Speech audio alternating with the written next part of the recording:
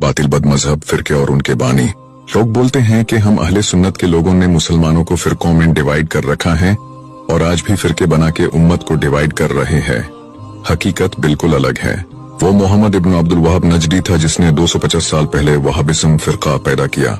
वो रशीद अहमद गंगोही था जिसने 1860s में देवबंदी फिरका पैदा किया।